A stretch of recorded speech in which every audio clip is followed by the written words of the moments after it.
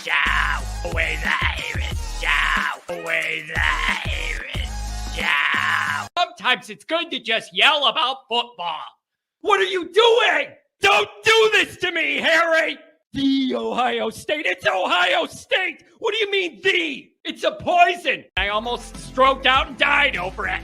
I'm glad to be at the party. I'm mad we're this late. You ain't a captain of nothing but a sinking ship.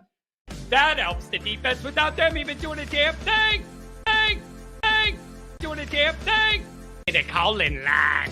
312-988-15. You tell Johnny all you've heard and seen. No Irish. No Irish. No Irish. No Irish. Irish. Yeah, that's right. No Irish. No Irish. No Irish. No Irish. Irish. Yeah, that's right. That's right. Welcome in. Welcome back, folks. Never a dull day in Notre Dame land. There's just never a dull day in Notre Dame land. It's always something. It's always the next thing. It's always the next story. And it always has 5 different layers tied to it behind the scenes. And it's unbelievable. I know college football programs always have their own stuff going on. It's always extra with Notre Dame. So here we are. Thank you for joining me on a day we normally don't go live, but I'm going to Florida tomorrow. So going live tomorrow is not going to happen. All this news happened after the live show yesterday. So it only makes sense that I'm here today. So thank you, everybody that adjusted your schedule and everything to be here on a day that we're not normally here. So we got news, and I just kind of want to feel out the chat. I do see a few people calling already. I want to give you guys an opportunity to react to the news. A lot of Notre Dame fans are really happy about this. Christmas Santa Claus came early type thing. And I'm also wondering if there's some folks who do genuinely feel like 3 OCs in 3 years is a bad move. That's too much pressure on the program, too much instability. You can't sustain when you're flipping out OCs every single year. You know, what does this do with the relationship with recruits and the quarterbacks coming in, all of that stuff. So I kind of want to be able to feel it out and give you guys a chance to breathe on this and get your opinion heard. And so I did put a poll out on Twitter asking what people make of this. I don't want to assume everybody was on board not wanting Parker back. Just from some of the stuff I put and saw on Twitter, I know that isn't the case. So I want to hear the arguments if you have one for or against, wherever you want to take it. So I have a few notes on this. There's a bunch of really good chats on it. And I obviously want to hear what you guys think on the phones here. So let's get into this. Obviously, you can find a program on YouTube. Do it. Subscribe if you haven't yet. Appreciate it very much. Give the video a thumbs up. That helps Johnny out as well. Notifications on that way you're alerted every time a new episode drops. I know you don't want to miss it. Twitter. Search bar Always Irish Rat. Always Irish Inc. Emails alwaysirishnd@gmail.com. Audio only anywhere you want it. You can get it if you don't want to look at my face. I never blame anybody for that.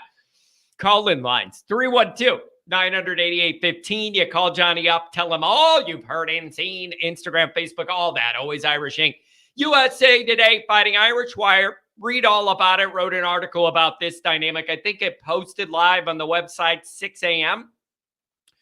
And go check it out. Just trying to look at all the different angles of this, what to consider, what's coming next, what it means, the opportunity that this presents the program. And Marcus Freeman, there's a lot that goes into this. Patreon.com/alwaysirish.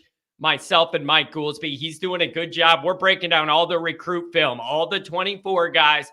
We're pulling it up, and Mike's giving it raw. What he likes, what he doesn't like, what he sees, who could be an instant impact, all that stuff. So thank you to everybody that's joined. Patreon.com/alwaysirish if you would like to as well. Thank you. Okay, so here's the thing, you guys. The people in the chat, there's a couple of them that are just insistent on causing a problem. Sometimes I feel like engaging and pushing back if I feel like getting something out. Just so everybody else, you could just let it scroll by. And then there's no attention given to it. For that and just don't reply and just let it go by if you want. You could do that. I don't want to have to block and mute people. I just feel like that's like a last resort weak move. But sometimes I'm not letting my chat become toxic because of a couple people. So navigate that how you want with those personalities, and we'll go from there. Nothing's ever good enough. It doesn't matter what happens. I get it. It's tiresome. It really is. I get it. And so let's get into this. Phone calls, load them up, and then I'll go through. I want to give everybody a chance to react to the news, and then maybe a thought about where you want to head with it. So yeah, I didn't know expressing facts was toxic. Your entire persona is toxic. You know it. Whatever we're talking about here, you're going to say the opposite just to get people mad. It's just the way it goes. It's really tiresome. Get a new act. Be more creative. Yeah, Johnny needs a vacation. Maybe the fact that I'm not in the mood to yell at these people today tells you I need a little break. Unbelievable. All right, so let's get into this. I'm going to go over a couple of my notes. I highlighted some chats that have really good points. And I definitely want to go to the callers and give you some time. We'll see how long we go today, but it was important we get this one in. All right. So here's my initial thought on this. As we sit now, not knowing where this is going to go, not knowing who they're going to hire and all that, here's where I'm starting from. Right now, this appears to be a win for almost everybody in every way. Think about what I mean when I say that. Right now, it feels like a win for almost everybody in every way. Most of the fans are getting what they want, which is a new offensive coordinator. We don't know the name, but if you had your mind made up, what you were getting was not good enough, was not close to good enough, then you're going to get what you want. So most of the fans are going to get what they want out of this, a new OC. It's amazing what Parker's done. Going from tight end coach to OC to a head coach, no matter where it is, he's got to be happy. Now he's a head coach, and that's the path he wants to go on. And I realize that it's Troy, but if that's his dream and he wants to start the head coaching journey, the ascension from tight end coach to OC to head coach, no matter how you get it, no matter how you got there, good for him. Good for him. Here's the next part of it. Good for Freeman. Think about it. Good for Freeman. In every way, this is good for Freeman, in my opinion, even if Marcus Freeman doesn't realize it.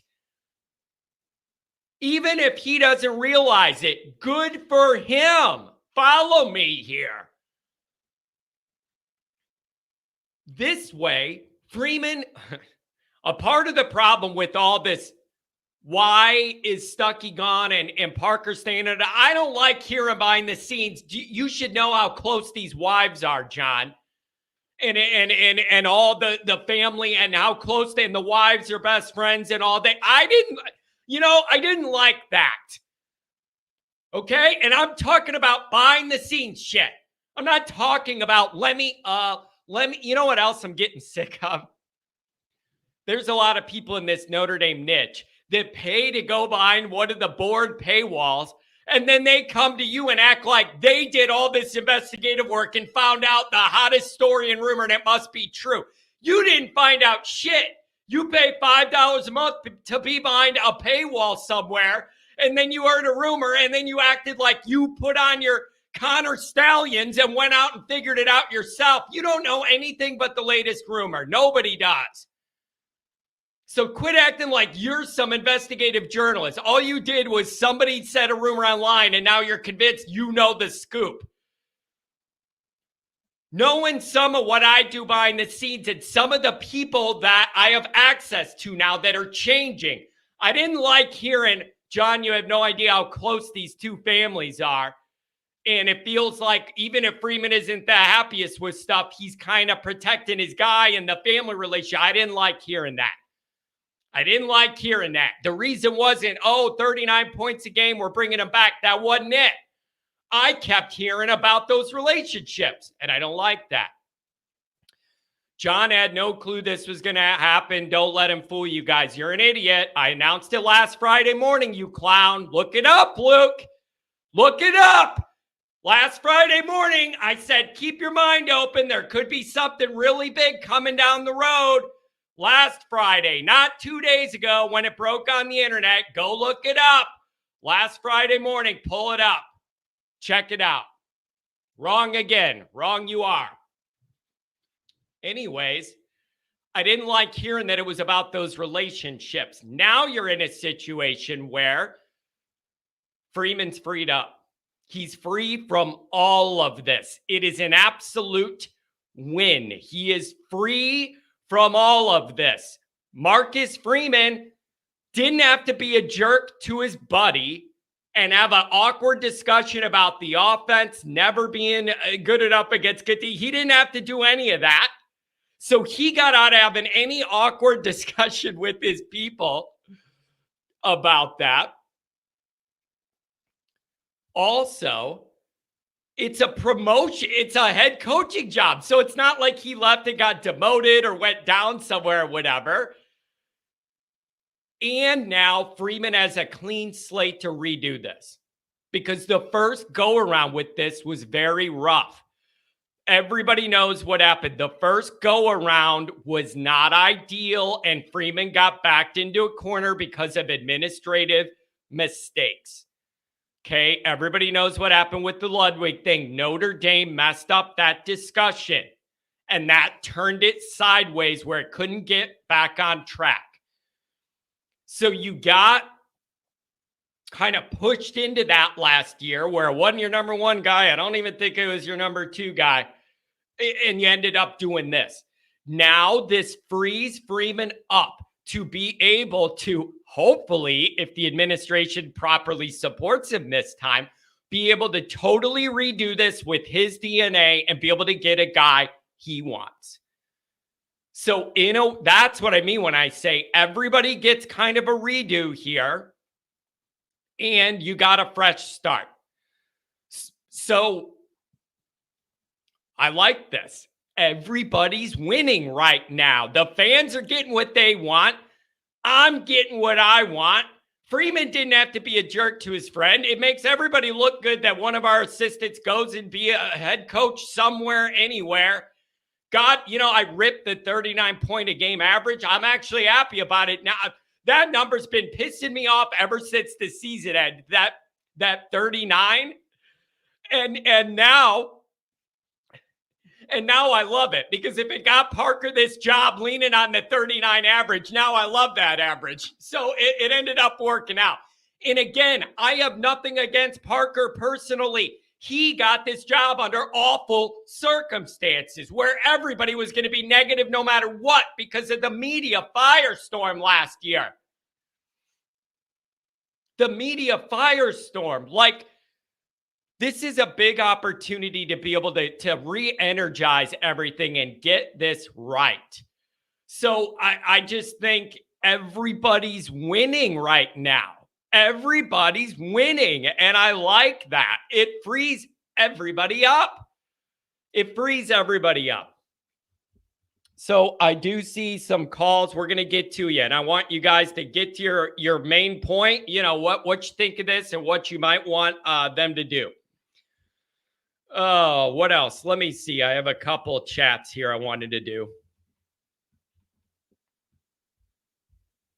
Always Irish Senior. What's going on, man? He's probably getting ready to go to Florida. We're going tomorrow. The Irish cannot F this up. Get a real OC, run a real offense, develop young QB talent, let Freeman cook, maybe turn the Irish into a football program again. Good to see my dad's in a good mood this morning. In case anybody's wondering where I get my Irish edge from. There you go. Always Irish Senior in the house. Love it. We'll see if we can go to Florida and not make it all about Notre Dame football. Have a little break. Oh, man. Again, God, you absolute clown.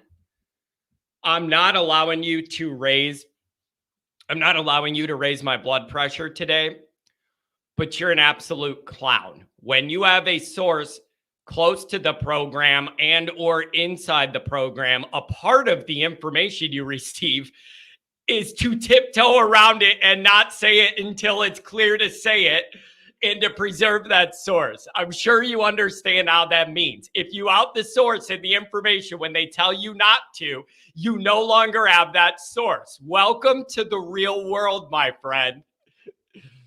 Welcome to the real world of how that works. So then what you do is you drop little hints here and there to throw a line in the water, but also not blow your sources. That's how this works. Oh my God. Unbelievable. Unbelievable. All right, let's do a couple chats and then I'm going to give it to the calls. Again, if I don't do the chats that come in before the show, I never get to them. We get busy. I want to honor that. Some of the people donate. Then we'll go to the calls. So what names do you want Notre Dame to look at? Mike Denbrock comes up, the Notre Dame ties, the Brian Kelly connections, the Cincinnati stuff, all that juice, pricey buyout, SEC competition. Kirby Moore, that is probably the hottest name that I've been hearing from Missouri. Here's what I'll say about when I've watched Missouri.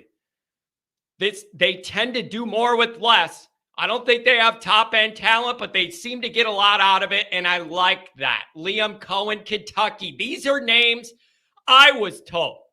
Not I paid my money behind a paywall, and then some guy that tells you they know what's going on told me these names, so now I'm running with them. That old dynamic's starting to piss me off. People think they know everything because somebody on a board or on a show told them, and they're experts now. No, these are the names I was told from my guy. Denbrock, Kirby Moore, Liam Cohen, Kentucky, Buster Faulkner, Georgia Tech. Those were the main batch of names I was provided that Notre Dame's looking at. I don't have further information about who's in the lead, whatever. Kirby Moore's the hottest name that I've seen that seems realistic. Denbrock, pricey. Kirby Moore's the one that I've heard the most. That's the one. Okay? Here's the other thing that's weird about this. Last year, the day before I went to Florida is the day Swarbrick put out his statement saying our passion was misguided, and I went to Florida one day later after they messed up an OC hire. Here I am again. 2 years in a row. The day before I go to Florida, Notre Dame has an OC situation on their hands. Did you learn any lessons? Are you going to handle this one any better on the way out the door, Jack? Or are you going to tell me my passion's misguided again? No, my passion's perfectly guided towards how in hell can this program have an elite top-end offense. My passion's perfectly guided, Jack. Take the hipster glasses off, get real rims, and figure out how to make sure this one doesn't go down like that one, okay, buddy? Can you do that on the way out? Passion misguided. My passion's perfectly guided. Fully and 100% on how do we get this program to be elite every damn year. That's where my passion's guided, Jack.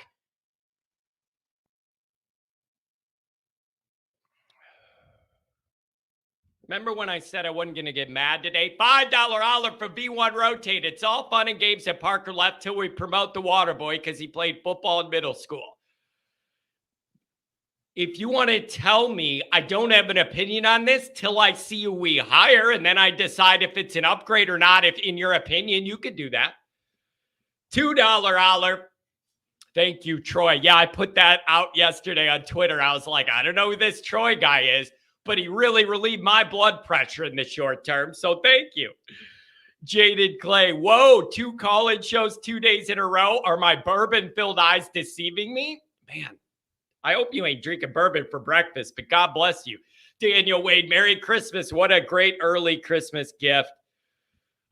Is this Christmas early or an April Fool's joke? I think it's Christmas early. Mike Denbrock is the best fit. Perhaps there's just a lot going on there. I understand there's other teams involved that want his services. You got LSU in the mix and there's a buyout. I don't know how realistic that is. I just don't know. But I totally understand with the familiarity, why his name pops up first. Beat out. What do you think the timeline will be on this hire? How much of a rush is there? That's a very, very interesting question. And here's where it makes my mind go. I need to answer that. Don't you need to know or have an idea how much lead time Marcus had on this? That's the part of this. The timing, it all depends on when Marcus knew this started going on.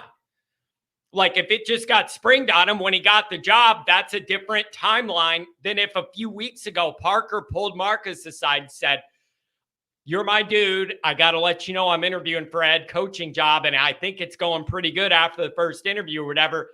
You may want to start just thinking a thing, and then Marcus could get ducks in a row. So if it happened, you're not starting from scratch. You already have 5 lines in the water and have an idea of where to go. That's why I think that question's hard to answer on the timeline, because I don't know when the timeline started. So that's a big deal. So I don't know. Remember, this went last year. This went past the new year, way in. So I don't know. I don't think Mark's going to want it to linger. But it went way past the new year. Eric, one source I've heard said ND looking at outside the program for next OC, a name everybody be happy with. Yeah, I mean, you're probably referencing Denbrock, and all of the guys that I got sent a list for are outside guys. John, I must admit my excitement level for 24 has skyrocketed. With Parker, I really didn't care. Now ND could go 11-1 with the right OC. Again, this is a huge opportunity for Marcus to get a clean slate on offense and be able to approach this process and hopefully get his top target. It's a very big opportunity, and there should be pressure on Notre Dame to make this. That's the other thing. Given what happened last time, Notre Dame should know there's extra scrutiny on this. I need them to be extra careful that this needs to go smooth. No hiccups, no bullshit, no. This needs to go smooth. Everybody's watching. Closer than they were last year, given the history. Pat says the Missouri guy worries me. Just completed his second season at OC. He had a good offense, but he doesn't fit the criteria what Freeman needs. A deep, inexperienced, established coach. Well, that's probably why Denbrock's a top name. And then a lot of these other guys are young up-and-comers. That's all a risk calculation, right? That part's all a risk calculation. If you find a guy with an exciting offense and the high end of what it could be, but he's low on experience, there's risk there. As opposed to an older guy, more established, but you know what you're going to get. So there's a big kind of risk. How risk averse are you? If he announces today he's promoting Gino because he thought all along it was the best choice, I say okay, if that's truly his first option. Pat, I thought about this. Here's how I think that would have went. Even if Gino wasn't his first option, if Marcus threw lines in the water to some of these other guys and they were too expensive or not interested or wasn't going to work, you could do all that behind the scenes. Nobody needs to know. And then you just go, Gino's my guy. I know I want him. You need to realize Gino was already drawing up all the 2-minute drills, all the preset stuff. That's all Gino. He was already doing a lot of that play calling, like at the end of halves and that kind of stuff, from my understanding. So I don't know. I don't want what happened with Ludwig to happen again, a very public courting with someone and then hiring someone else. Again, those lessons have to be learned. And Notre Dame needs to run a tight operation this time around. It was below them what they allowed to happen last year. That was embarrassing. And Jack calling us out for calling him out was absolutely thoroughly embarrassing. But he felt like he had to do it to protect the operation, even though I know it was a straight up lie. Oh, by the way, you're an idiot for being mad we messed the hire up. But if you want to donate more money, here's the link. Unbelievably, totally out of touch by Captain Jack and his hipster see-through glasses. What a fancy guy. Eric, Freeman's got to get it correct this time. His legacy and future contract is at stake here. Eventually, his job. Freeman has to go somewhat big and not settle. I'm not saying somewhat big. I'm saying Freeman needs to get your first guy. Go get your first target, the one you have your heart on, and make it right this time. Look at this. Okay, brother, I'm headed to the jail to see a few inmates. I'll have to catch a show on my phone or after the fact. Put it on in the jail. See if they want to listen to some Irish football talk. Mikey pulls my security guard at the tailgate. Good morning, John. Feels good to have a bunch of good news coming out of ND. For those of you who want to continue to be miserable, life is too short. Somebody get John a Troy hat to wear. I'm telling you, I don't know who the hell Troy is, but I like him. Thank you. You did me a favor. Ella Adam, LSU people are saying there's zero chance we get Denbrock because of his buyout. Does anybody know the real numbers? I've seen some thrown around, 1 to 2 million. I don't know, somewhere in there. The other thing is, since when is the LSU fan base the experts on Notre Dame finances? Like, I follow Notre Dame every single day, and you can never figure out what Notre Dame's going to do with their finances. How in the hell would these random LSU fans know how Notre Dame's going to spend money? That makes no sense to me. $2 holler for Rodney on the 6th day of Christmas. Johnny gave to me an offense without Parker and ND. $5 holler from Brendan. John, do you have any idea who Freeman's looking for OC and any possible administrative pushback over cost? Those are the names I heard. Kirby Moore, Denbrock, Cohen, Kentucky, Buster, Georgia Tech. Those are the top ones that I heard. Other people have other names reported. I'm just giving you ones I was told specifically about from my guy. I'm sure there's more. I'm just going with the ones I was told because if you just look on Twitter, there's 80 names. So I don't know. Possible administrative pushback over cost. That all needed to be discussed when last year's operation fell apart. There needed to be meetings about why it fell apart and how to prevent it moving forward and where we all stand on these situations. I am not open to having that damn problem again. Not open to having that problem again. All right, so I want to bring it to the calls. I got caught up with some of those chats. I want to know what you think of the move. I want to know, even if you don't have a name, what kind of guy are you looking for to run this offense? What kind of guy? What is important to you? Keep in mind, we have these young quarterbacks everybody wants to hand the reins over to in the next couple of years with Deuce and Carr and whatever that's going to look like. That's why this hire is just such a big deal, because you need somebody that's going to be able to shepherd these young guys along and develop them the right way. You're going to need all that. Like, this is an important moment in time, which is why this opportunity is so golden to me. Not Al, regular.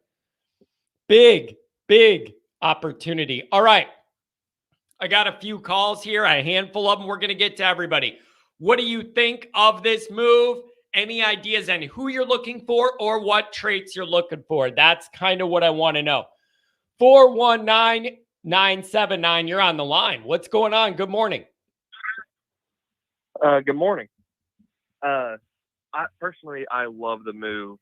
I really think that Parker wasn't the guy. But I'm really thinking someone who may want to get back into football, someone I've been thinking about since Reese left last year. What do you think about someone like Cliff Kingsbury? I have seen that name. A few people even put that in the chat, brought his name up. I have not heard that, just from the people I talked to. I have not heard that, but I've seen that name out there. And it wouldn't be the guy's first rodeo, as experience and runs kind of a lot more exciting offense situation than what we have most of the time. So, and I've heard that name, but I've not seen it on any of the lists that I've gotten. I just look at this as an opportunity to have a clean slate. I'm kind of excited to see where it goes. Yeah, I haven't seen the name thrown around anywhere, but I think after a year off, he's someone that would love to get back into coaching, and he's an offensive genius. Yeah. I feel like. See, here's the pushback, though, man. Here's the pushback. Whenever anybody brings up a name for Notre Dame OC that's like more modern or like whatever, throw it around, like basically an exciting offense. Whenever I hear a name of a guy who runs an exciting offense, the next thing Notre Dame people say is, well, we don't have the personnel to run that. We can't get that guy. And then I go, well, then wait a second. If you don't have the personnel to run any of these exciting offenses and score a lot of points, maybe you need to change your personnel then. Like that's like a chicken or the egg thing. So I know I know what you're saying. It's just funny to me when like the most exciting stuff, then I hear, well, we don't have the guys to run that. It's like, well, maybe that's a problem too then. And the other thing, man, here's the other thing. I'm glad you led me down this road. The other thing is, just because I want to see Notre Dame have a more exciting passing game that could like stress defenses does not mean I'm saying give up a power run game and don't even worry about it anymore. Give up your DNA of wanting to be able to run the ball. No, I'm waiting to hear why I can't have everything I want. A good run game when you need it / or want it, and be able to stress the defense and throw the ball around when you want it or need it. Why can't I have all that? Exactly. Yeah. I mean, some of these other programs, some of these big programs, they can do whatever they want on offense. I feel like with some of the recruits we got coming in, what's his name? The receiver, the 5-star. Can't think of his name. Cam Williams? Yeah. Yeah, Cam Williams. With him coming in and some of these quarterbacks we got coming in and Carr and Deuce, someone like Kingsbury, to me, he would really help the passing offense while we still got some of our really good running backs on the team. Yeah, and here's the other question. This is a philosophical one only Marcus Freeman can answer. I wonder what his appetite is to have an offense that's a lot more kind of exciting versus everything had to be pared down because of the limitations we had at wide receiver and everything else. Like, I want to know what in an ideal world Freeman wants it to look like, because we're not there yet. We weren't there this year. You didn't have the wide receivers. You need to do what you wanted to do. I'm just wondering what his ideal vision of this offense is and how that will guide this decision. And I just don't know that in his mind and his heart, because I got to think what we saw this year isn't ideally what they wanted to run, but they were limited in a lot of ways. So I would really like to know deep down what he wants it to look like in an ideal scenario, and then go try and build it out. To me, the one big thing I'm looking for, is something I've realized in Freeman early on, is I want someone that's not afraid to be aggressive. It seemed like Parker was really conservative in those big games. I want someone that can be aggressive on those third down calls, then fourth down calls if Freeman decides to go for it. Yeah, tell me if you thought this too throughout the year. It felt like the better the team we played and the better the defense was that we faced, the more lame the offense was. It like they pared it down. It was like they were scared to try and test a better defense. Everything got shrunk down and they played in a little 7-yard rectangle right by the line. and it was really straightforward with nothing to it, and we weren't good at it. And against a good defense, you got to present more for them to think about. The better the team we played, the more lame our offense looked, and it can't be that. That is a part of the reason I felt that I had evidence that Parker was overwhelmed. In those biggest games, he shrunk up and panicked.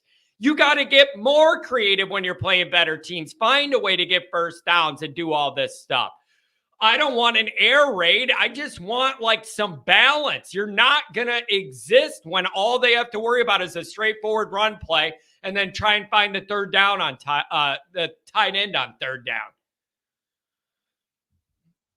Yeah, I was at the Ohio State and the USC game this year, and in both games, I was just wondering where that creative play calling was from the Navy game to start the year. And Tennessee State, and I know those two teams are not good and they're not going to stop Notre Dame, but I was wondering where the play calling was, where any creativity was when I was at those games. Yeah, that's the problem. We still smoked USC, but that was the defense. That was not our offense just going out and putting up almost 50 points. Yeah. There's a clear divide, man. The 4 games you played good defenses, you were a total mess the whole game, had no answers, and you were lucky to get away with one with Duke. And the other thing is, as much as we all celebrated and enjoyed the USC win, you ended up finding out throughout the year they're not good. They were not good. They had major, major issues. It was still a big win, and it's always going to be one when you beat USC's ass. But you learned they weren't good. So that win kind of started going down. And so I don't know, man. It's going to be wild. So we're going to have to see. But I hope Marcus identifies exactly what he wants here and goes for it. Anything else, my friend? Thanks for touching base. No, I don't want to keep the line held up. I wanted to give my thoughts and basically say I want someone aggressive, someone that knows what they're doing, someone that can help our pass game. Beautiful, man. Fair points. Merry Christmas. Thank you for calling. Call again, my friend. All righty. Go Irish. Go Irish. All right, let's keep it moving. A couple people said the line dropped off and they called back. That's weird. Usually when the line drops off, all of them drop off, but I still have a few people here. I don't know what happened. I promise I didn't short circuit yet. 818. What's going on? If I could hit the button. There you go. What's going on, Rodney? Good morning. Yeah, it's funny. You just mentioned something that happened yesterday. I didn't mention it, but yeah, the line dropped 5 times. I had to keep calling back again and again. But I didn't know if it was you or me. It might have been my phone too, because I'm sometimes I'm in a get weird reception out here. Anyway, having said that, yeah, man, right after the show, right after the show, yeah, I saw your video, and I mean, man, I couldn't be happier, man. It's weird because it's you were singing Christmas songs, and I felt bad. I'm like, God, man, I don't mean to rain on this guy I said this over and over again, who I think is among the, best tight end coaches in the country. So, but here, I brought up something that I think is very interesting. It's just like with Tommy Rees leaving last year and getting the head coaching job at Alabama, or the offensive coordinator job at Alabama, under Nick Saban. I'm like, I think sometimes we think of things as being way too linear. And okay, well, this guy can call plays, so now this is his ascension here. Now this thing happens here. I do think there are some people that are better suited to be the head position as opposed to the position right underneath. Maybe Parker's destiny is head coaching. He was obviously an excellent tight ends coach. Marcus Freeman, admittingly, I think doesn't know a great deal about offense. Yeah, God bless him. I hope he goes and explores his destiny all that he wants, just not on my offense. I hope he reaches his ultimate destiny, his final destination. I want that guy to be the head coach of the Cowboys. I don't care. I just didn't want him calling this offense anymore. Well, exactly. I'm just saying, man, it's just because he obviously wasn't, look, I said it several times in the year.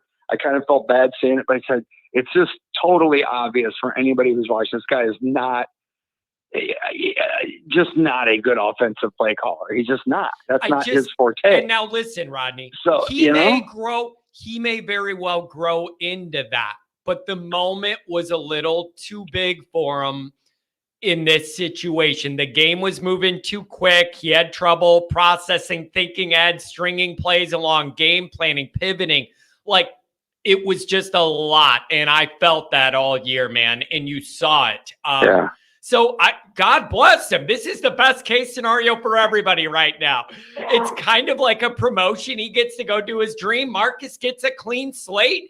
Like, this is a terrific, wonderful opportunity, and Marcus needs to take advantage, and the administration needs to help him any way they can this time and run a clean operation. I need it, and I want it. Yeah, I mean, again, it's just, I when Reese took that job, I was like, okay, if his destiny is to be an offensive coordinator, I don't think you go necessarily to another, big time college program when you're already at ND. Unless it's maybe your second year doing offensive coordinating. Okay, you want to learn under someone else, but you're learning under Saban. You're not learning under an offensive genius. You're learning under a guy who is a great head coach. I think it's very obvious now that Tommy Reese's ascension is he wants to be a head coach. Okay, and just some of the things that Parker would say in the press conferences, it led me to believe he sounds like one of those no-nonsense NFL coaching guys. When you hear them talk. I don't know if that's what's going to happen, but what I mean is, you're just coaches are built differently based on what side of the ball they're coaching and what their overall job is. You hear coaches that coach running backs and coach what, and they talk differently than you hear head coaching guys talk or offensive coordinators talk. There's nuance in that. Parker always came across to me as a guy who he seems more like a head. I'm not saying I thought that was going to be what he was going to do, but he just always seemed to me to talk more like a head coach. So this is not surprising. It's like, and there's also things that go on behind the scenes and the way you deal with players that we don't get to see that lend themselves maybe to being more of an overall leader or CEO type. You know what I'm trying to get at, John? Yeah. I mean, Brian Kelly did a great thing at ND. I'll give him credit for this. He was not I guess he did start his career coaching the defensive side of the ball. But, he was known for offense, and he came aboard, and he made our defense championship level. Let's give him credit for that. I mean, Diaco, Elko, and Clark Leo were great hires. Obviously, Van Gorder notwithstanding, okay? But those three coaches were great hires. Freeman, he's a defensive-minded guy. He went out and got Al Golden, a seasoned veteran, because I think he understood I am, coming up through the ranks here. I got to get people that know how to run a program. He was a former head coach. Again, okay, so I think, look, I said it before, John, just go out and get a good offensive coordinator. Sounds like there's a lot of options out there right now. I'd love to see Mike Denbrock. By the way, I asked the question in the chat. Would this be would this be his third stint at Notre Dame if that happened? Yep. Yeah. Now that'd be great. That'd be that'd be my first choice because he's been at ND, he's seasoned, he's done it at multiple programs, and he could help Freeman along. And now you got two guys, Golden on one side, Denbrock on the other, with great experience. I don't know if it's going to be Denbrock. But do we know? Here's what I don't understand. Here's what I don't know. I don't know what Denbrock's willingness to leave his current situation is. Like, I don't know if he's looking to leave or just wants the biggest deal or if he's not happy there or if he'll stay there. Like, I just don't know the dynamic down there. I have no idea where his mind is or what he might be looking for or not, or if it's money-based or a different situation. It obviously seems pretty obvious he doesn't want to be a head coach because he's proven himself as an OC at multiple programs now. And he doesn't seem to be ascending to head coach, which is fine. I mean, I think more coaches should just find this is what I'm good at. Money's great. I don't need to, all the stress of this. It's weird. More people don't just do that in life. Like I don't need to be the head guy. Yeah. I'm fine being, you know what I mean? Yeah. So, but the other thing is, does he want to keep, going back to that well? Like, I don't know. Like I've been there, done that in Notre Dame now twice, so I want to go back to Notre Dame. So maybe he won't be the next guy. I don't know. But I like the names I'm seeing here. I like the names that are popping up. It looks like, maybe he waits until after the bowl game. Maybe it's kind of an audition like it was for Elston. against Oklahoma State. Maybe it's one of those kind of things where, okay, here's the offensive coordinator. Here's you call the plays. We'll see how you do. Or maybe this has already been decided behind the scenes or whatever. I don't know. But there's a lot of options. This is a great day for Notre Dame football. It's so funny, man. After that first week, all the news since then it's just been going up, up, up, up, up. It's wild. It's a big opportunity here. And I need a shift in the Notre Dame offense. For way, way, way too long, this program has been anything good that gets accomplished is fully on the back of the defense and special teams, pulling the offense along to get things done. If Notre Dame has any hope and dream of excelling in the new playoff format in a real way, the offense has got to start being a reason you are competing for and winning the biggest games on your schedule. It can no longer be all just the defense and a special teams play, and the offense barely does enough to not lose it for you. If we want to get serious in the new playoff era, the offense needs to do their part and be a part of the reason we're winning, not a part holding us back. This is a big opportunity. Big opportunity. Yeah, Nick Saban realized that years ago, and they were still dominating football games. He saw this coming, that we got to get better and be a more balanced offense, not just the bruising up front, run the ball, and play great defense. He saw that. He made it happen. Now, generally when that happens, it's like anything else, man. There's complementary football you play. Generally speaking, if the offense gets better, the defense generally does take a step or two back, not because they're not just as good, but just because of the flow of the game and the way you do things, the stats may not look as good. But I'd much rather, and don't get me wrong, I love that we play championship level defense. I'm all about that. I love that we play, really high-end special teams. I love that too. But I just think the balance is in way too on one side and not nearly enough on the other. I mean, let's be honest, at 39 points per game, you should shave 7 off that and put it on the defensive side of the ball or the special team side of the ball. We know that. That's the way it should happen. If you return a punt return for a touchdown, that should go to the special teams. If you intercept the ball and take it back to the house, that should go to the defense. That should be shaved off the defense's end. So anyways, I'll let you go, but good day for Notre Dame football, man. Things are moving forward in a positive direction. Yeah, I just think you got a lot of options, and it's a clean slate for Freeman to redo this and get a guy you want. I'm excited about it, and I hope it's navigated well. Thanks for the call, man. 2 days in a row. Stay tuned. Happy holidays if I don't talk to you before then. Yeah, definitely, man. Happy holidays, guys. Later. See ya. Oh, man. All right. A few more people have called. The way I tried to explain this before. I have the big call board with all the waiting calls. If there's 2 or 3 people, I could give each people more time. A few more people just called. So we're going to have to speed it up a little bit because I want to give everybody a chance. So get to your points. 703, you're talking with John E. What's going on?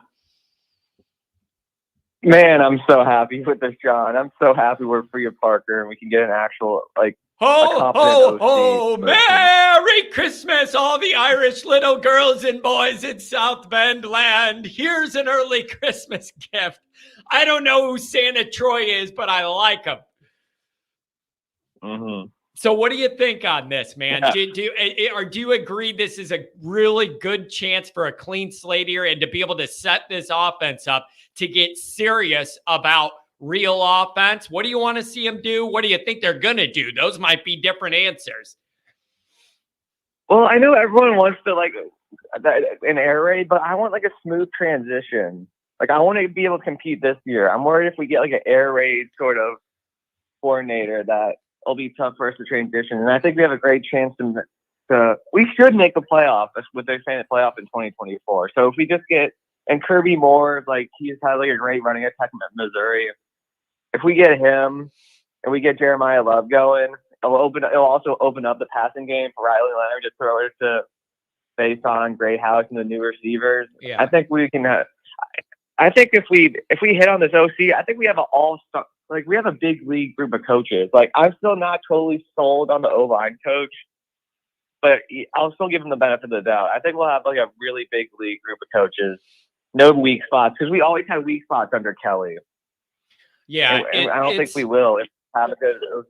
Man, here's what I'm excited for. I just want, listen, Notre Dame's not going to do an air raid. That I don't want them to do an air raid. I just need you to be able to do some air raidy type stuff once in a while, right? Like, I don't want to give up being a power running in our DNA Midwestern team. I don't want to give that up. But you need to be able to do some air raidy things sometimes when you need it.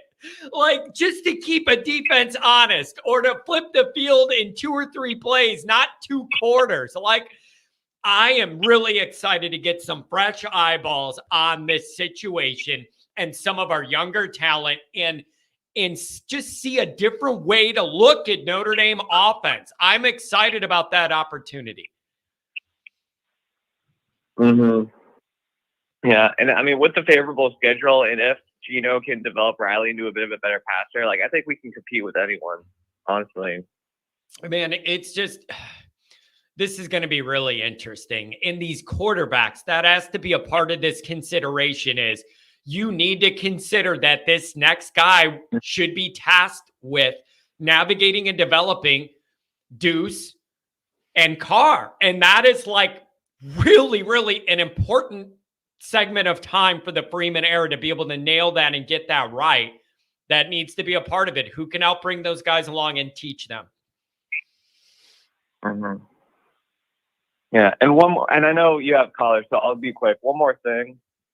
I enjoy like watching like the USC shows and stuff. And man, they're panicking with all their defensive players going to the portal, man. It's pretty funny. And because they were all like confident about like I love it. Riley and what. And, I love it. There are problems. There are problems, and I am thrilled to report. I was worried they were going to be off to the races and blah blah blah and this and that and all that. I am thrilled that they're having these kind of problems, and that Lincoln Riley isn't just the golden boy off to the races. The media doesn't like him right now. The results weren't good. I love that. The more trouble for them, the better.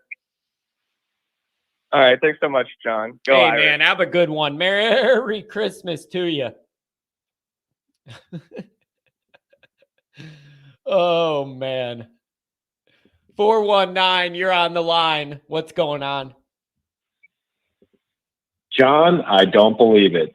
I do not believe it one bit. We are free of Parker. It is a Christmas miracle.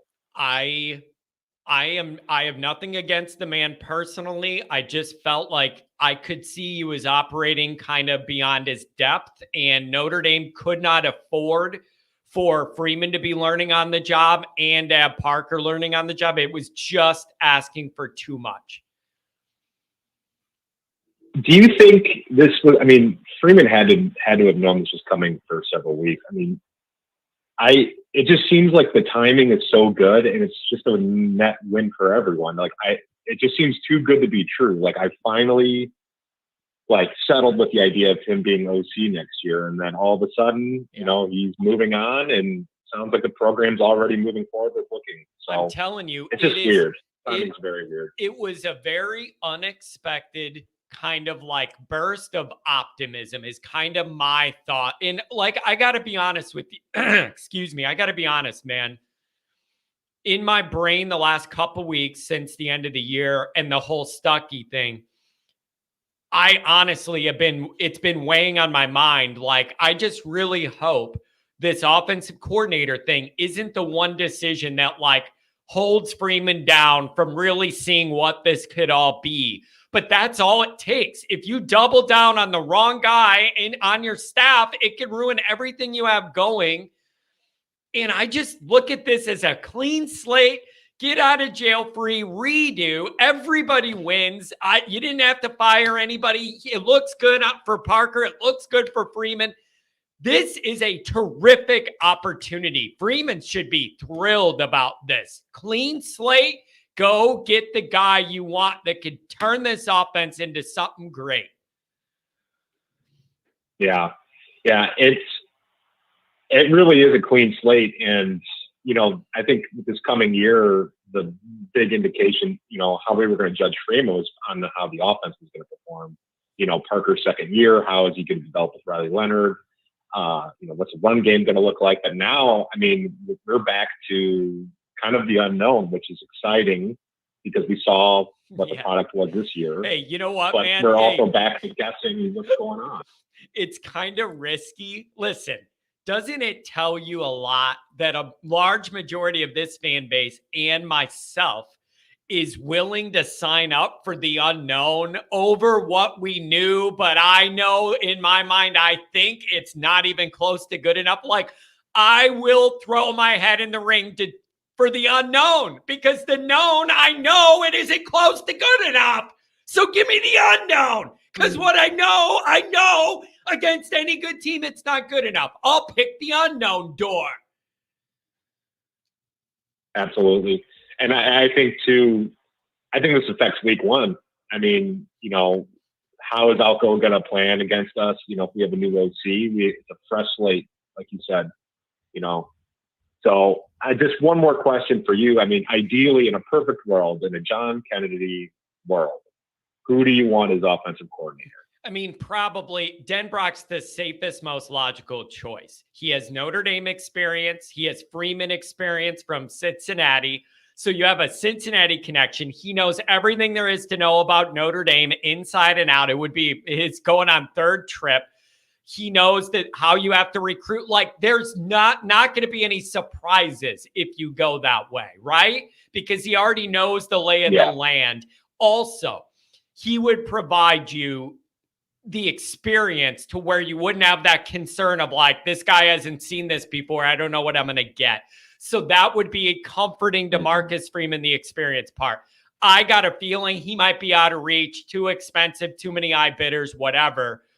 If I had to guess, that Missouri guy's getting a lot of heat. That's the hottest name that I've heard repeated to me is Kirby Moore, the Missouri guy. And so that's what I've heard. But I think Denbrock would be a comfort for a lot of people in a lot of ways.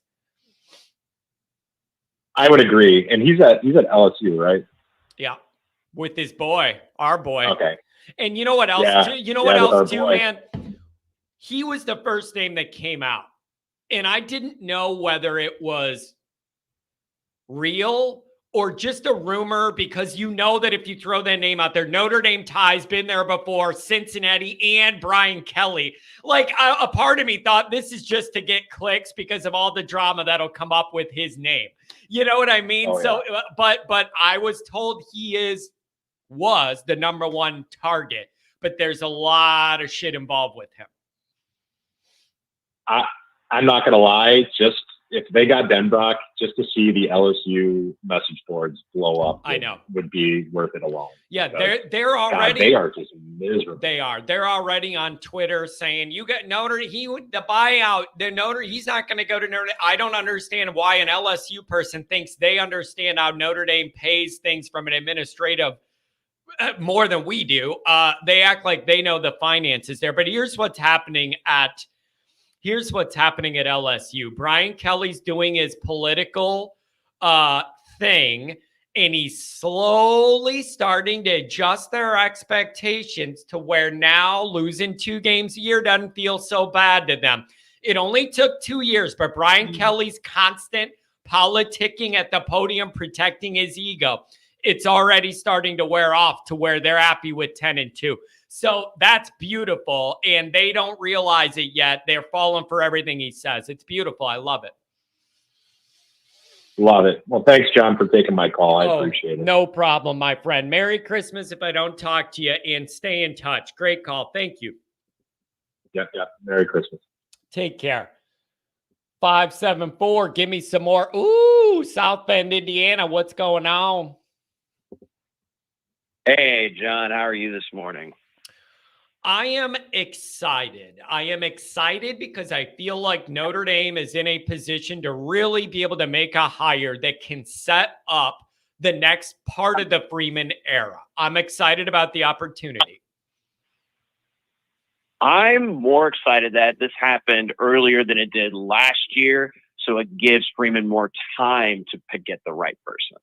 Yeah. And again, I am unclear on the timing of this, because if you want to talk about how quick this could or could not be done, you need to know when he knew. And I don't know when he knew. I don't know whether this is a few weeks in a row, or like for instance, here, follow me down this psychological path. I don't understand when Stuckey got let go. I'm going, okay, and I'm like, if he's not good enough at his jobs, then and what else are we gonna get? I kept waiting. Maybe Freeman knew that Parker was looking to get out and was going to take some job somewhere, do something. Maybe he's had a couple week run on this, or maybe not. I have no idea the time frame, but this bowl game is whatever. I'm not worried about that at all. Gino called the play. I don't give a shit. This is bigger picture than that. Take your time. Make sure you get the right guy. Yeah, no, I agree. And that's what I'm more happy about, because last time we did this, it was last minute. And yeah, I mean, last time it was frustrating because you had to settle, but this time it's before the bowl games. We know who is available. And more importantly, there are some really good names out there this time. Yeah, there is. And you know what else is really nice for Notre Dame too? Both from the Kelly era and even early on in Freeman, it's a pretty good record of where the assistants go. You could say some of them are failing up, but all these Notre Dame assistants under Kelly and Freeman, when they leave, they end up in really good spots. That's a good sign too. Like, these guys just keep ending up in high-level positions all over. So big picture, it is an appealing destination in Notre Dame. They have a pretty good track record of turning out guys that go on to do really big things. Right. And I agree with you, what you said earlier. I do not want to see an air raid offense in Notre Dame. One, it wouldn't work. And two, why would you punish our running back room for that? Yeah, I don't think that's not going to be the angle. All I'm saying is, you need to be able to do enough of that stuff to keep defenses honest, which will help your run game be even more dynamic. And also, there are times where in a game, you got to get up and down and flip the field quickly. Notre Dame cannot do that. If it ain't a 12-play drive that takes 7 minutes, we ain't scoring shit. I need you to be able to be like, okay, we need to flip the field here and score quickly to get back in a game and be able to do that. So I'm just asking that you are able to get up and go when you need to, but I do not want you to give up the dynamic running game you want to have, especially with the talent we have coming into that room. Exactly. And we just signed 2 stellar running backs this year. One of them signed yesterday. And apparently this guy is supposed to be good, if not better than Kyron Williams, according to his high school football coach. So, again, why would you punish your running back room for exactly. That? You got J.D. Price. You got Love. Goolsby's in love with Kidron Young. He says he's the best guy of all of this group. He's saying that guy's going to be the best one. That group is loaded. You can lean on that. Also, connected to that, Notre Dame's running out a kind of a younger offensive line in this bowl game with the new tackles and all this stuff. I think there's a lot of talent on that O-line. They are young and they're going to need to get better. But there's a lot of high-end potential there and NFL-type traits from that group. So you're set up for something there if you navigate it right. Exactly. And I'm happy with the names being thrown out there. I'm fine with, Den Brock, the guy, coached, Eifert and Durham Smythe. So I'm happy with that. If we go get him again, I'm happy with the Missouri OC. That wouldn't be bad. But let me ask you one name and tell me if you've heard this guy's name mentioned in the conversation. Okay? Okay. Buster Faulkner. Yes. On the list. That he was on the list. I was provided from one of my contacts yesterday. I did not just go to Twitter and look at all the names anybody put on Twitter. My guy for this sort of information had Buster Faulkner of Georgia Tech on the list. Okay. The reason why I asked this is because he did this in his first year at Georgia Tech. He turned a 116th offense last year to 30th this year, and they run a very good run scheme pro style offense. Yeah. That is a name. So that overlaps with what I'm hearing as well. And so, but the air raid thing, like I see people talking about it in the chat, it's not going to be an air raid. Like, don't confuse me saying you need to have a reasonably decent passing game with I want an air raid. Those are not the same things. I'm just saying you need to be able to throw the ball a little bit. I do agree, but the problem is that we couldn't get separation this year with our receiving team. Now, next year, hopefully that gets a little bit more improved. I'm telling you, Cam Williams is going to play from day one. The guy's just different. That alone's going to help things. And then we'll see what we get out of these transfer guys. But I am just excited, man. This is a terrific, wonderful opportunity for Notre Dame and Freeman. It's just perfect. It's perfect. Oh, I think it's incredible. And by the way, I have heard about, I can't remember his name anymore. He's our lacrosse walk-on player. Faison. I've heard in practices that he's been helping. Yeah, there it is. Yeah. He's been helping the receivers a little bit better in getting separation, because that's what, you do in lacrosse. You get separation constantly in the sport. But it's just funny to me. That helps a lot. Is it not just a snapshot of where we're at, though, that it's like, well, what are we doing in practice? Well, we got the lacrosse walk-on guy, currently our best receiver, teaching everybody else how to do it. Like, dude, I'm sorry, but you're causing me anxiety, Oh, man. I mean, hey, it's better than not having that voice in the room than I know, it, right? But you got to understand, man, when I hear that, I'm like, dude, like, how did we end up in this spot where the walk-on lacrosse dude is our teacher now? Like, but here we are, and God bless him, man. Good for him. He's taking advantage of his opportunities. Anything else, my friend? Thank you. Oh, no, I'm happy for it. No, I mean, like I said, like, those hires make the most sense. And honestly, I think that would help that would make Riley Leonard more comfortable with the offense. And from what I understand is from that guy from Georgia Tech, he develops young talent quickly. And he's also a tight ends coach, so you're still killing two birds with one stone. Yeah, nope. Those are really good points, my friend. Hey, thank you for the call. Merry Christmas. Happy holidays. Stay in touch. Yeah, you too. You have a great Christmas. Thank you. Take care.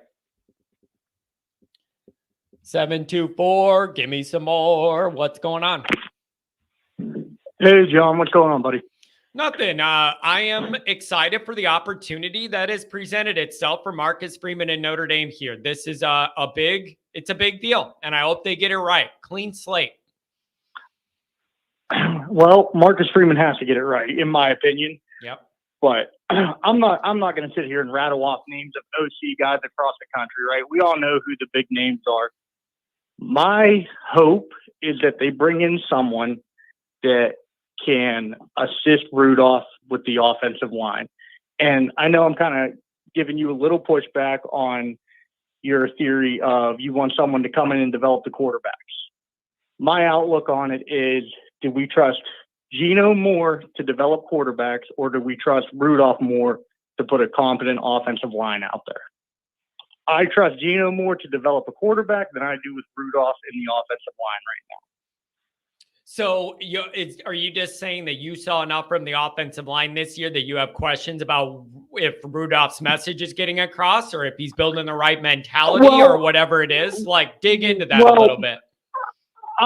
So I'm looking at it. You have one, if not two, huge losses with Alton Fisher. You're going to be young up there.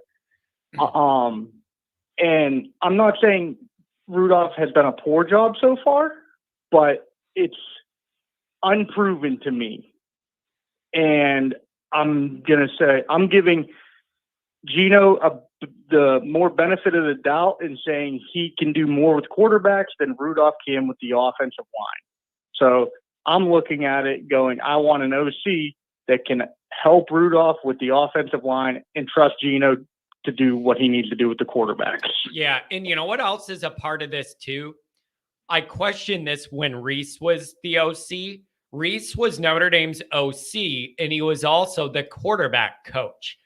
I liked it. I didn't like that because that is a lot to deal with on one guy's plate to do all the game planning and all of that stuff. And you have to be totally in tune with everything going on with your quarterback room. I didn't like that. I like having a dedicated quarterback coach where all they got to do is worry about developing that group and they can fully be immersed in what's going on with that group all the time. I really like that. 100%. And then it frees up the OC guy to do all the bigger picture game planning and all of that minutia. I think those jobs are separate. And I always question, are we getting the development I want to see out of these quarterbacks when Reese is so busy having to do the game planning? I just don't know if there's enough time around to do both of those. Those are two full-time jobs to me. Yeah, 100%. And now I will say this, though. The OC does have to have a working relationship with the quarterback. Like, whether he's on the field or up in the booth, they have to speak the same language. You come off after a drive that doesn't go well and you're talking to him, right? You guys have to understand what is expected out of one another. Yeah. And the other thing, go ahead. Nope, you go. The other thing I'm curious about is, so we kind of, towards the end of the season there, right, we started saying, well, Parker didn't have the quarterback to fit his system with Hartman. Hartman was Tommy Rees' boy. Are we going to see the same thing with Riley Leonard now, depending on who they bring in at at offensive coordinator? I mean, Riley Leonard's going to start. We all know that, right? Oh, yeah, 100%. But they say we bring in an OC that wants a more, I guess, pro style, sit in the pocket, make all your reads, deliver the ball instead of what we get out of Riley Leonard. Are we going to get to week 8, 9? Well, Riley Leonard's not who he wanted at quarterback. I wonder if that's a part of the discussion Freeman has with these guys. Is a part of this being like, listen, what do you think of our quarterback situation? Are you comfortable working with Riley's skill set? And then what do you think of the young guys coming that we have? And what you think you can do with them. I don't know whether that's too deep or too involved or not. But it's definitely something to consider. I need somebody this next wave of quarterbacks is such a big deal because they do have a higher ceiling if they're appropriately developed with Carr and especially Deuce. This is a big deal. You got to get this on the right track, no matter what way you go. 100%. And, I know I'm going to be in the minority when I say this, but one team I would look at, and I watched them play a few times this year, and I like what they do offensively, is Toledo. I might see if there's anybody on that staff worth taking a look at. They have a quarterback that's similar. I think he was the MAC player of the year the last 2 years, or offensive player of the year the last 2 years, who's similar to that Deuce Knight, the type of guys we have coming in the future that, yeah, they can throw the ball a mile, but they can also get out of the pocket and scoop and break a 60-yard run when things break down. And, I mean, that's just me watching 2 or 3 games of them this year, but just something to consider outside of the dope of names that's being thrown all over Twitter and whatnot. Yeah, it's going to be really interesting. And I would love to know what Freeman's top priorities are for this. You know what I mean? Like, I would really like to know that. Who is calling me during the show? Can you guys hear that beep? Anyways, no. That's a part of what I wonder is what are his absolute top priorities. So I don't know that, and hopefully he has a really good idea. And I hope Freeman looks at it the same way I do, man. Second go around, like, we got to get this one right. I'm excited to see where it goes. What do you think the odds are that Gaduli steps into the role? A part of me thinks that would be really comfortable. And a part of me thinks that it would not go over well because we went inside right down the hall and knocked on that door last year. So a part of me is like, I could see them not wanting to have that look again of cheaping out, going with the inside guy. But Yeah. if you asked 5 guys if they wanted the job and you couldn't agree with any of them, and then you did it with Gino, then that could be a fallback, I think. But the problem Notre Dame has is the perception of you cheaped out, went down the hallway last year. And if they do that again, there's going to be negativity. So I don't know whether that's fair to Gino or not. I'm just telling you that would be bad optics. Yeah, that would be the narrative. Oh, all right, boss. I know you got other callers. I'll let you go get to them, and I'll keep listening. Appreciate it. Thank you very much. Have a good one. Thank you. Take care. Hell no, not Gino. No way. What do people have against Gino? Like, I don't know. I don't know whether it would work or not. It's not. I mean, I heard that these guys defaulted to Gino to call the plays before the end of the half and stuff to get up and down the field because he had a brain that could think and process down the road like that. And that's what they let him do all that. Like, it could be a lot worse, I think. I would take Gino over Parker right now. I would take Gino as the play caller over Parker, given what I understand. So I don't know. I don't know what I could have against him. Super chat. And then we're going 224-618 next. $10 holler from James. I'm glad Parker is out. Hopefully we can get a good replacement. The bigger concern right now, how do we sell out Notre Dame, Virginia's men's basketball? We need to win something. I'm sorry, James. I can't wrap my mind around Notre Dame basketball right now. Oh, I forgot I had an LSU guy here. I pissed him off. This ought to be entertaining. John, don't speak on LSU. You don't even know. Oh, I know enough. Trust me. Nobody's followed more LSU media than I have the last 2 years. So trust me, I've got a good feeling. You don't even know nothing. Please stop. You are insane. And I guess Freeman is setting the trend of what? I'm waiting. I don't even know what that means. I'm not talking about trends or nothing. Although I am just going to say this, though. I ask you to really look at your present situation. Yes, you had a Heisman winner curated by Brian Kelly. Only Brian Kelly could ruin an elite offense that was that dynamic and won a Heisman by finding a way to lose 3 games and win nothing that matters and not even be involved in anything that matters. That is the most Brian Kelly thing I have ever seen in my entire life. To ruin a Heisman offense by having a defense so bad you lost 3 games. That is on brand Brian Kelly, and it is 100% hilarious to me. Also, additionally, Freeman and Kelly have almost identical records after a couple years. I was told Brian Kelly's 40 years of experience was going to result in a quicker turnaround than Freeman. So you're within 1 game on the loss list there of these two, and one guy has 40 years of experience. So that's a tough one for you to reconcile. Additionally, the number one thing Brian Kelly complained about at Notre Dame was recruiting challenges. That's all he wanted to tell you in a press conference is we're shopping down a different aisle. We need RKGs, the right kind of guys, which is code for I can't recruit 4 and 5 stars. That's what RKGs is. When he says RKGs, it meant getting people like John because you can't recruit any better. So this guy is all about complaining that he couldn't get talent at Notre Dame. Don't blame me, blame the administration. And now we're sitting here and his recruiting class is worse than Notre Dame's. It's lower than Notre Dame's. Please stop. I know you don't want to hear the realities. I'm just telling you. I know you don't want to hear the realities, but Brian Kelly slowly getting you guys to accept not being elite. Little by little, every one of those pressers you guys slobber over in the media, I watch the way you guys react. All your guys down there that have YouTube shows, just foaming at the mouth, slobbering over all the stuff Brian Kelly says.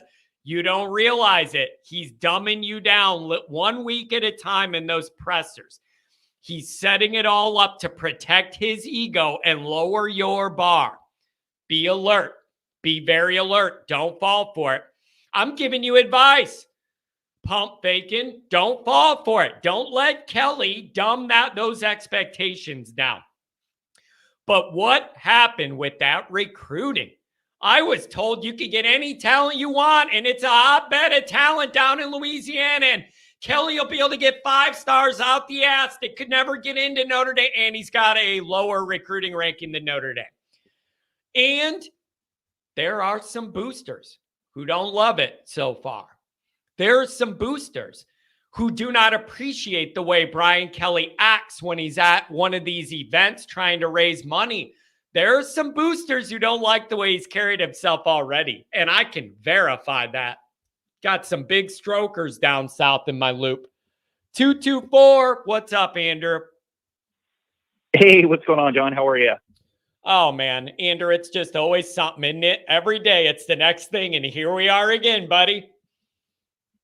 You love talking smack on Kelly. It's funny. It's entertaining. Oh, my gosh, I just, the fact that none of it's my problem just makes me so happy to see all of his Brian Kelly-ness, but not having it be a psyop on us is supremely entertaining.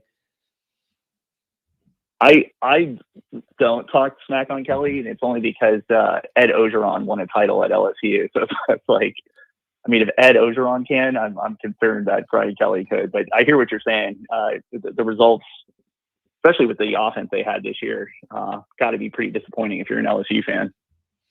Yeah, it's got to be frustrating for them. So he's got to get that defense figured out. Well, hey, reason for my call, and I'll be quick since you probably have some other callers, is it's funny on Friday I only caught the tail end of your show. I tried to call in, and I was actually going to compliment Parker because I usually talk so much smack on him, but I felt that at the very least you had to compliment Parker for having a plan like in the postseason, because I don't think that you sign as many of these transfer guys so quickly unless you've really scouted these people. And, you obviously, I think there was some back channeling going on with the NIL collective. So, but yeah, I think that this is like, this offseason is sort of like after starting off kind of rough, it's sort of the gift that keeps on giving. And I think Freeman has a real chance to not only have a great season next year, but I think to really solidify himself as the Notre Dame coach for years to come if he makes the right hire. So in my opinion, I think you do not get cute with this at all.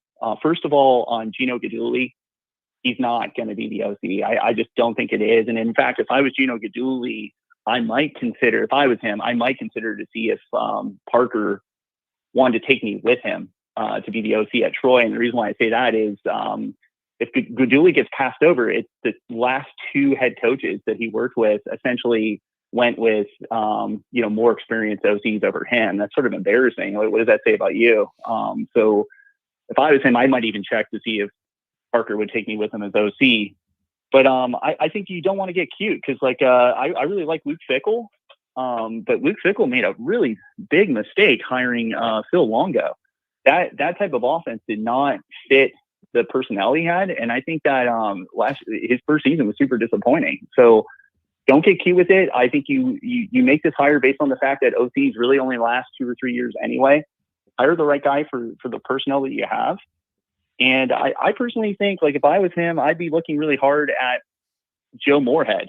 And the reason for that is Joe Moorhead has won big with coaches just like Freeman. I mean, if you think back 2016, 2017, Freeman and James Franklin have similar career trajectories.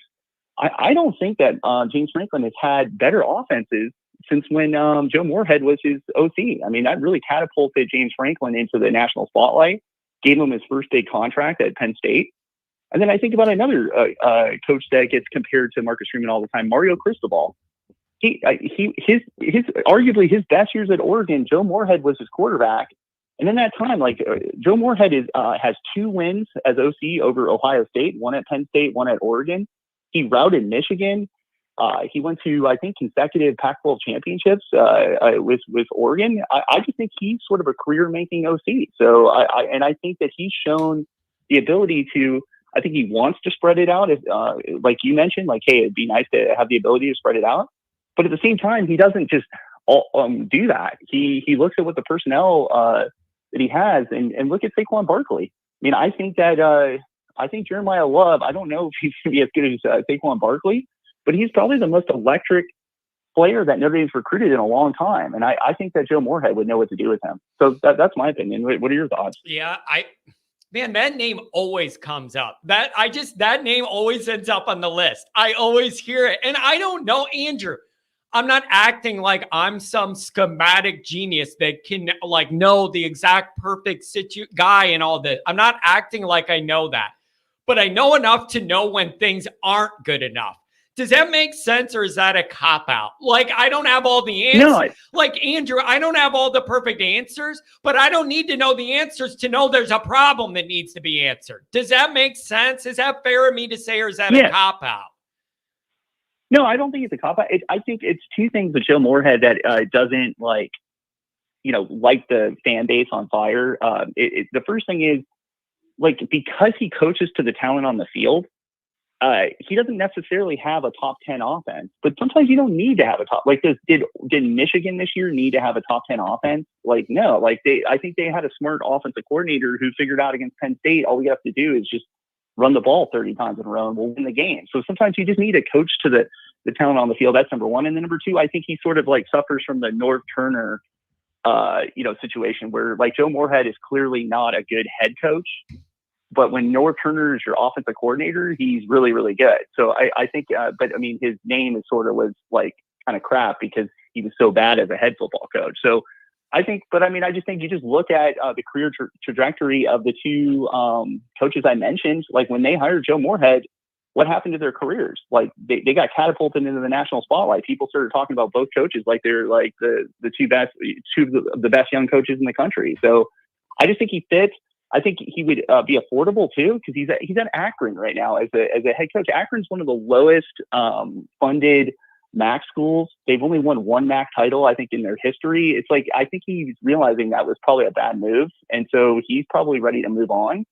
And then I think with Mike Denbrock, if Mike Denbrock became Notre Dame's head coach, offense coordinator, I would celebrate. I mean, I think he's a great OC. I just think it's sort of, I don't see how it happened. They just literally re-signed him because Texas A&M was poking around trying to see if he would be interested. And so it's like, I do really think Notre Dame's going to come up with a contract to make him the highest paid OC and buy him out. Maybe they do because of the embarrassment of last year, but I just think that it's sort of, yeah, I was thinking that too, man. I was thinking, no, that's not likely. And then there is a part of my brain that could see Captain Jack making sure they find a way to do it if Freeman wanted to, only to be able to stick it to all the people like me that gave him such a hard time 1 year ago. Like, I normally know, but I could see Jack being like, we'll see what these people think this time. I'm doing it on the way out. Like, I wouldn't put it by him to think like that because he knows people were so bad last time. I think Denbrock would be sort of a perfect OC because, I mean, look at his last two quarterbacks. I mean, Jaden Daniels, and then what's his name he plays with the Falcons, who was the Cincinnati quarterback, Reddick or whatever his name is. Ritter. Yeah, Ritter. It's like he loves sort of the quarterbacks who can throw the ball but is also mobile. So like, he clearly knows what he's doing with quarterbacks like that. So I'm not here to like say it, like, because in the chat I've been sort of saying cool your jazz. I just can't see Denbrock getting the job. But if it did happen, I think it would be sort of a perfect hire. But I think there's other good guys, like Joe Moorhead is one of them. I like people won't like this, but like Greg Roman, I think because like John, you talk about personnel, and I've been a Notre Dame fan long enough, and I just think it's just so pie in the sky that we think that Notre Dame could ever build an athletic team like Ohio State or like Texas or something like that and run these like crazy offenses. I think Brian Kelly, though, to his credit, kind of realized that early on. He tried to bring his Cincinnati offense, and he realized he didn't have, like, you can't recruit those kind of players to Notre Dame, like, on a consistent basis. Maybe that will change. Do you remember when Kelly switched? Remember when Kelly was coming in and he said, we're running a fast-paced up and down the field offense. We're going to go. He said, we're going to go, and we're going to run it, and we're going to score points fast as we can, and we're going to go up and down the field. That was how he came in. It was hilarious.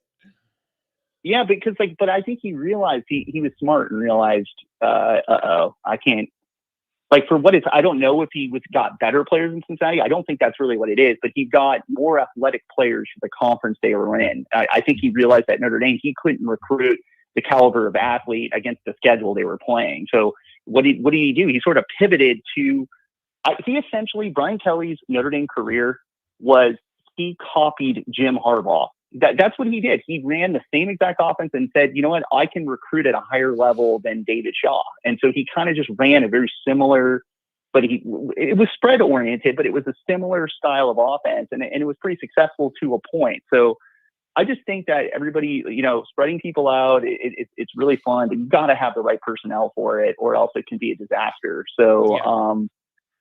Like the idea of getting Cliff Kingsbury, I think, is ridiculous. I mean, the guy threw the ball like 60 times a game.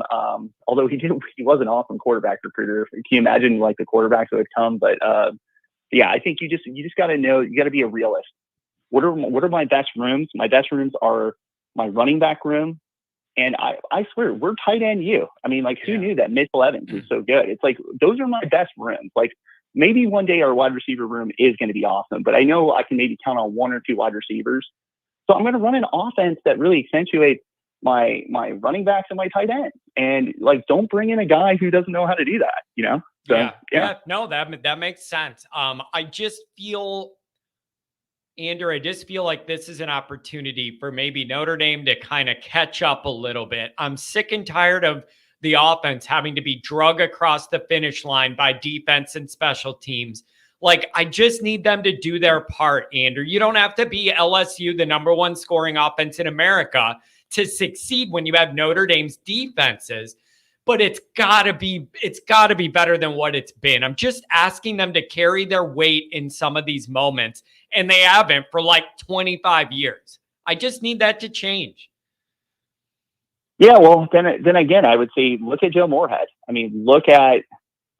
Franklin has never won as big a games since he left. I don't even think Franklin's beaten Ohio State since Joe Moorhead left. Yeah. So it's like that guy produced some huge wins, and yeah, I'll just end on that. And I guess my last point would be just to push back a little bit on what you said. Is I agree that you might want to have an OC who plans out a lot. And I know like Alabama sort of went to that model because they hired so many analysts.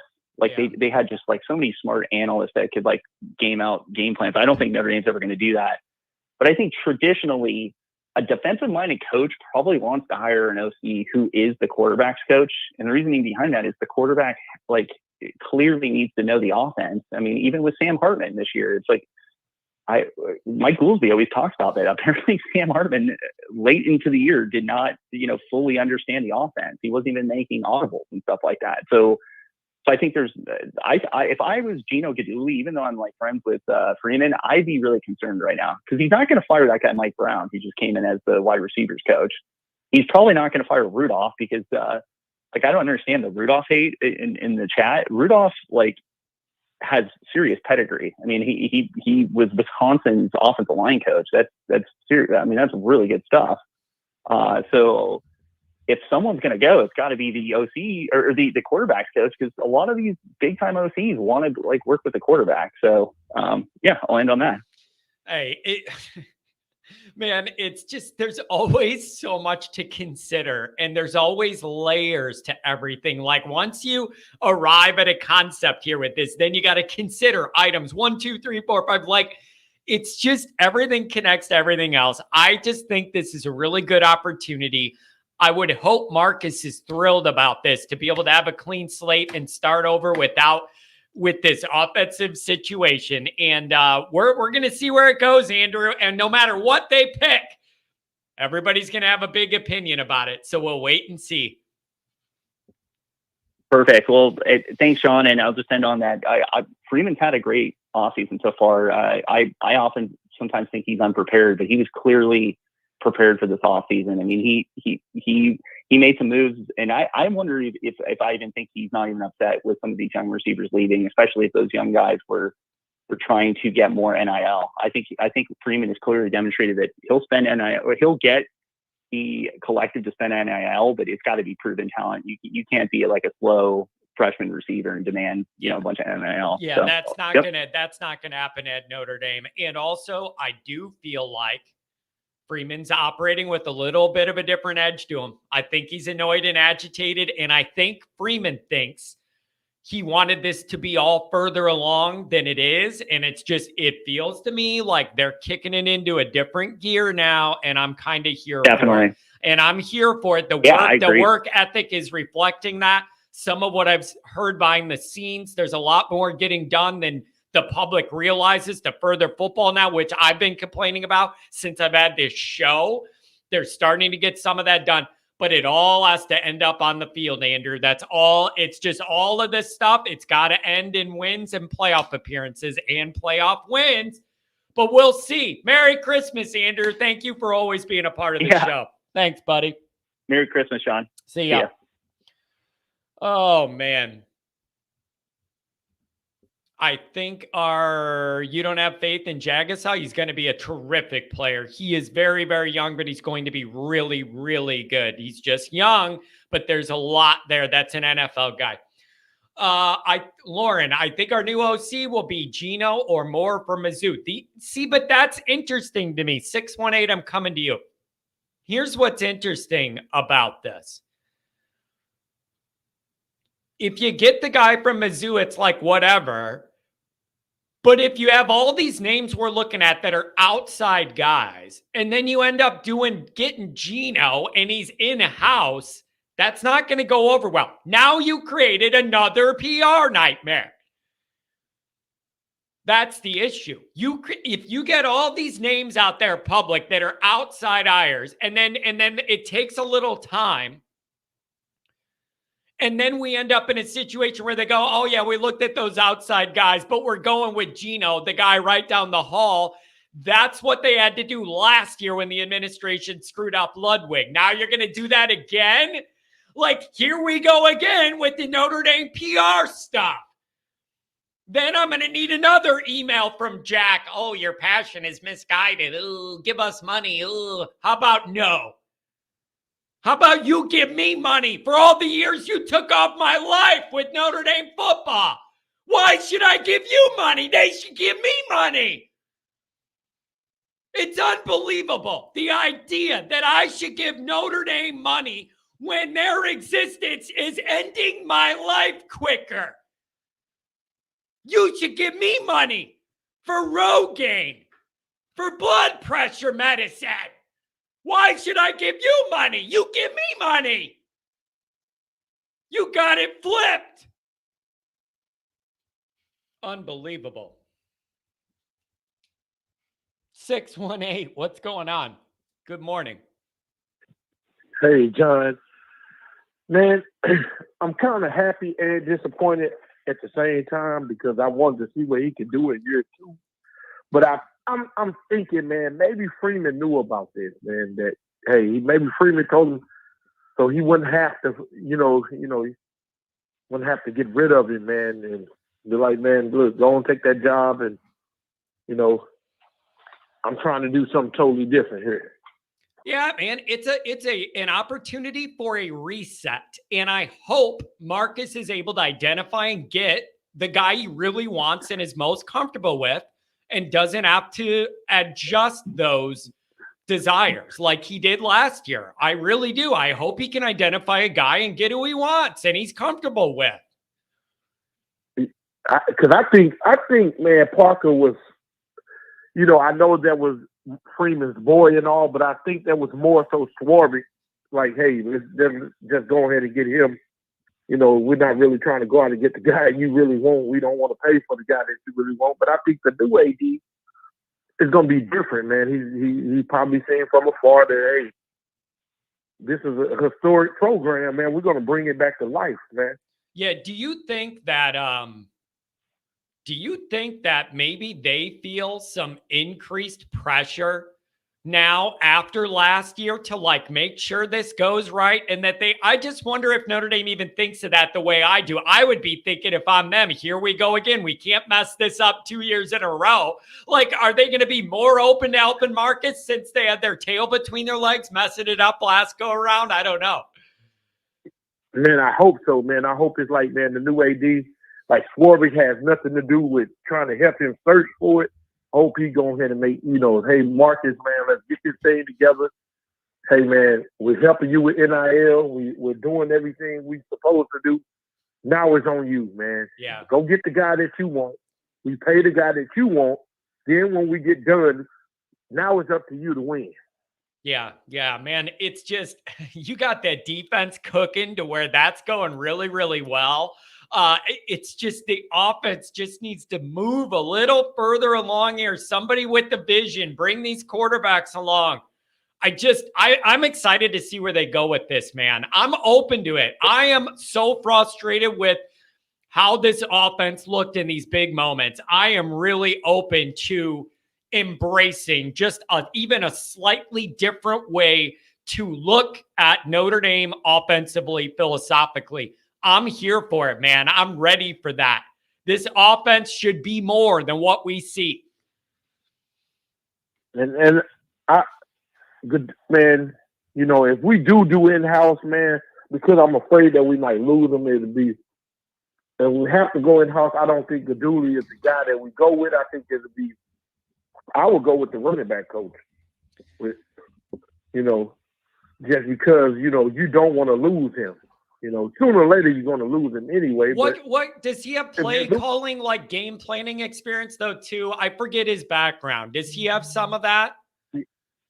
I don't know if he did. I just know he was like a running back coach over there in Kansas City Chiefs, but we don't know, you know what I'm saying? We never know until it happens, but yeah, maybe he's fine at doing what he's doing at Notre Dame. Maybe that's the reason why he haven't even tried to even budge. Yeah, that's a good point. That's a good point too. Marcus, him and Marcus might be boys. Yeah, everybody keeps wanting Denbrock. What would you think about that? I don't think we'll get him.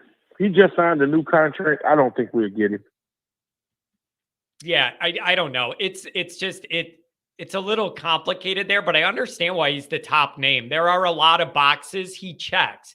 The experience, the Notre Dame experience, Cincinnati, to being familiar with Marcus, like having decades of experience doing this job. He kind of does check a lot of those boxes you would want to help Freeman along. I don't know if I see Notre Dame winning a bidding war down in the SEC for an OC. That seems like a stretch to me, but what do I know? And another thing, I want a guy if Riley Leonard is coming here, we need a guy that, even if it's not your strength to play to his strength, to coach to his strength, we need a guy who could be creative, who could coach to his strength, and also, help him out, with Gaduli, because I was looking at some games this year, man. I was just looking at them on YouTube last night, and I'm like, man, the guy, Angeli, from the time I seen him in the spring game to the fall, he looked a whole lot better than what he did. Gaduli got him together, man. And so, we're gonna have to have a coach that can play up to Riley Leonard's strength, man. And his strength is running the ball. You know what I'm saying? So have an offense already set aside for Riley Leonard. Yeah, a part of me doesn't think it's going to be Geno, just for the main reason of they don't want the perception look of hiring the guy down the hallway again 2 years in a row. I bet you Freeman feels like he can't do that because it makes it's a bad PR look. Even if he was totally qualified, hiring 2 years in a row, the guy in-house is going to be criticized. It just is. And I could see them, they could have possibly went to the running backs coach and say, hey, man, we're going to give you the play calling duties for the bowl game. And he probably said, no, I don't want that. You know, I don't want that responsibility. Yeah, I don't know what his So- appetite for that is. I don't. Yeah. And then also, I bet when the NFL season's over, guys they're gonna be going for him too. So you should be preparing to lose that guy at some point. I got a feeling the NFL is gonna come calling it too much at some point. I don't know. Yeah, they came calling last year, and I guess he turned it down last year. So hopefully he turned down this year, man, and try to finish what him and Freeman started. But I would like the guy in Missouri. I mean, look at Luther Burden I seen Luther Burden play in high school, man, and he looked a whole lot different as a receiver last year than he looked even when he was dominating high school. So, and then I went to a couple games last year at Mizzou, and then I went to the game this year against Kansas State. He's a whole different receiver. He's running better routes. Man, that guy from Mizzou, I mean, I think he's pretty good, man. Yeah, man, I don't know. There's just a lot of different offshoots of this. There's a lot of different ways it could go. And this hire could give you a lot of insight into how Freeman's looking at this moving forward. It is a critical hire at a critical time. It's going to be year 3. You have this young talent coming in. He's got to get this right. So take your time, do your investigations, figure out everything you need to figure out, and make a good hire that could get this offense into the future and support the defense. Anything else, my friend? I hope you have a Merry Christmas. Yeah. What I was about to say is I don't think Deuce Knight signed on. I don't think it was Parker who he signed up for. I think he signed on for Gaduli. Most of his pictures was with Gaduli. So we'll see how this go out, man. Yeah, it's going to be fun to watch. We'll see how this plays out. It's going to be fun to watch. All right, my man. Hey, Merry Christmas to you. You are one of the most you're the most regular caller I got here, man. I appreciate you loading me up every day and having Notre Dame thoughts. Thank you very much. All right, man. Have a good one.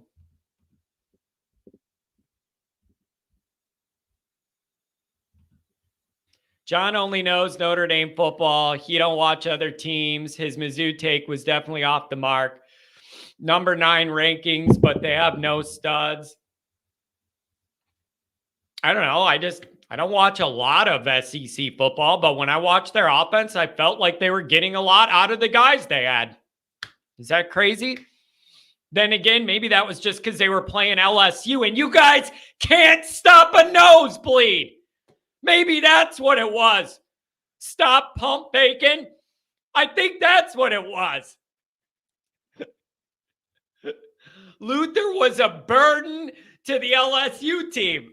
Maybe that's what it was. You watch anybody play LSU and it looked like everybody was running up and down the field on him. Oh, man. Gino is not ready, and Freeman knows that. Your show is trash. I just got done saying it's not going to be Gino. It's not going to be Gino. I don't think you could do that. But I do appreciate you jumping in. Thank you for the view. Even though you think my show is bad, I will take your view. And I wish you a Merry Christmas.